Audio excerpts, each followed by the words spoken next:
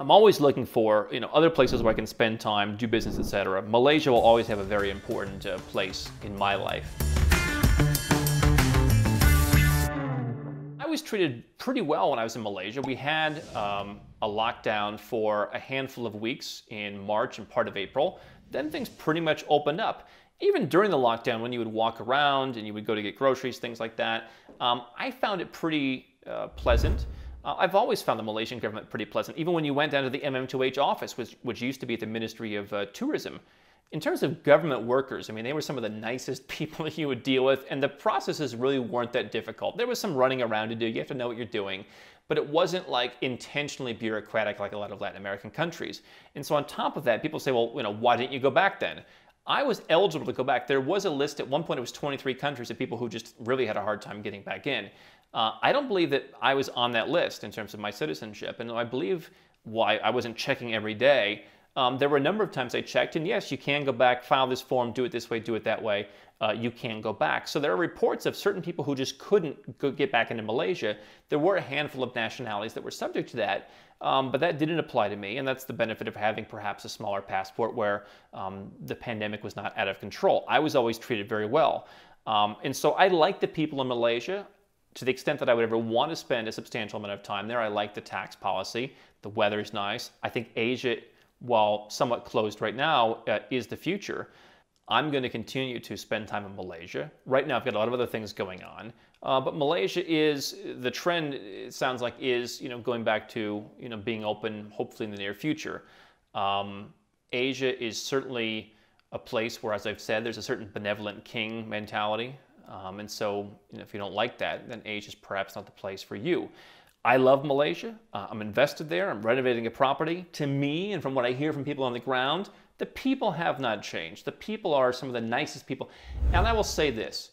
If you were going overseas and you're going to go and look at all the countries that we talk about, and then some, I've been to over 100 countries, what you realize is niceness is really important.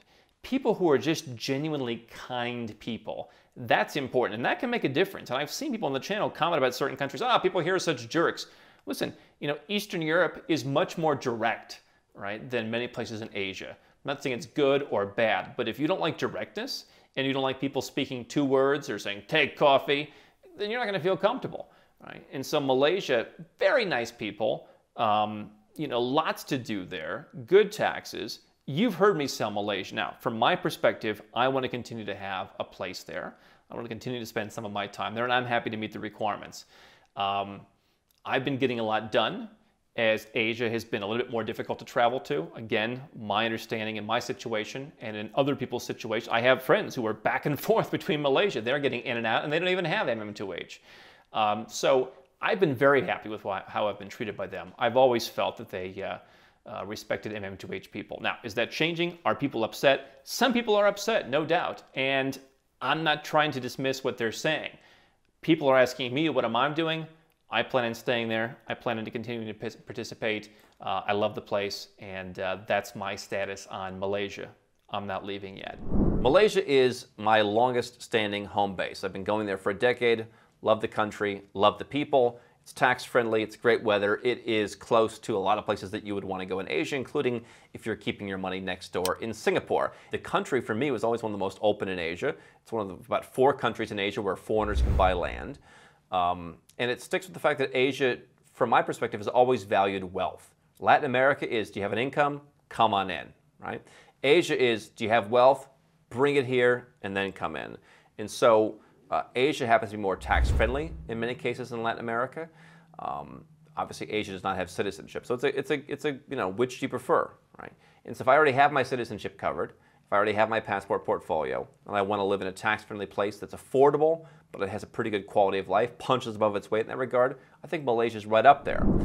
One of the things that I've always loved about Malaysia is you have really nice people. Now, it's also a very multicultural place. They both score highly in that regard, of course. Malaysia, because they have 3 main cultures in the country between the Chinese, the Indians, and the Malays. Of course, Malaysia also has a lot of immigrants from different places, both the West, places like Iran, North Africa, what have you.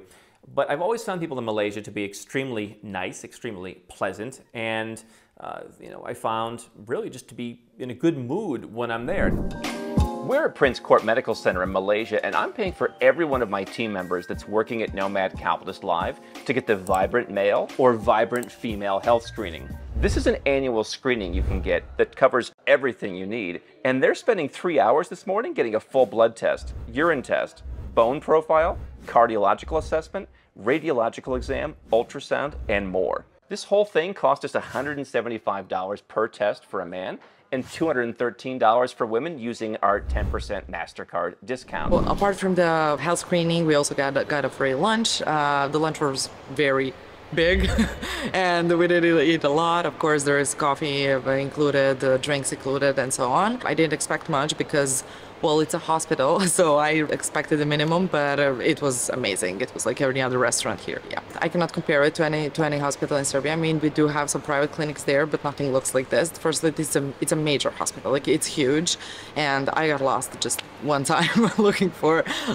a friend or something. So yeah, it's very huge, and the doctors are again very nice, which is not usual from where I come from, I guess. And also, it's a good thing that you do all of the tests and everything in just a matter of one day. In Serbia, you need to schedule separate appointments with each doctor, and it's not like one doctor reviews all the results. You need to go to separate doctors and different doctors. And again, I need to say a big thank you to staff, because again, they're super nice and they're super cooperative, and they will just escort you everywhere and tell you what to do. I never did half of the things that we did today, so I really didn't know what to do.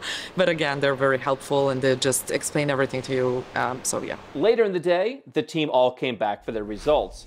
All of the doctors here are UK educated, and many have practiced in the UK or Ireland for years before coming back home. So you get much more time with the doctor than almost any time I can ever remember in the US or almost any other country.